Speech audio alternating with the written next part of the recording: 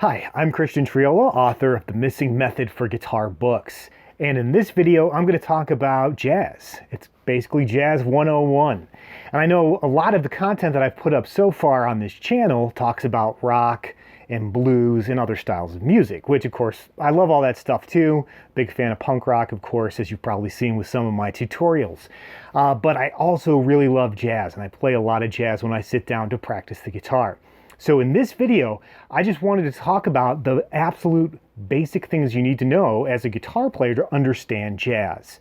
So what happens, and what we're going to talk about, is the structure of a jazz tune, how it typically works. Now there's plenty of exceptions, of course, but this is how you would go about getting started. So the first thing you want to know is usually a jazz tune has a source. It's from an older song a lot of times. A lot of old show tunes will become jazz standards that are then turned into something new. Sometimes pop tunes or Beatles tunes will be turned into jazz standards. And also they'll come up with brand new stuff. You had composers like Miles Davis, Thelonious Monk, Wes Montgomery, who just wrote jazz. And so you have all that you're drawing from. So the first thing you do as a jazz musician is come up with an interesting introduction to the main part of the song. That main part of the song is called the head, and that is the melody of the tune. So it might be something like, I Can't Get Started,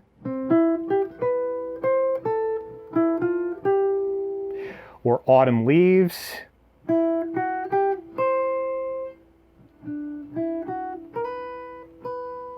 or something along those lines.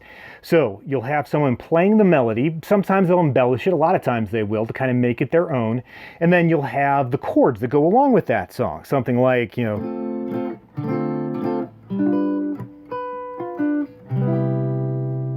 and then, so what happens is they'll continue playing the same chords that they did along with the melody, but the other musicians will now get a chance to improvise over those chord changes. So you'll hear that, you know, these chords, and then you'll hear them starting to solo, or just kind of coming up with whatever comes to mind. And they'll take it from there, they'll trade off, and there's a lot of things you can do with improvisation. So that's what you're really listening for with jazz is, okay, what are they gonna do? How are they gonna change that melody and turn it into something that they've come up with on the spot? And it's a lot of fun to do. It's difficult to get good at, let me tell you that, but it's definitely worth your time. Then after everybody's done soloing, you'll go back and play the head once again. So you'll play that same melody. Sometimes you'll have some kind of outro to end it, and then you'll move on to the next song. So that is the basics of jazz. Make sure you check out our website, themissingmethod.com, and I'll see you in the next video.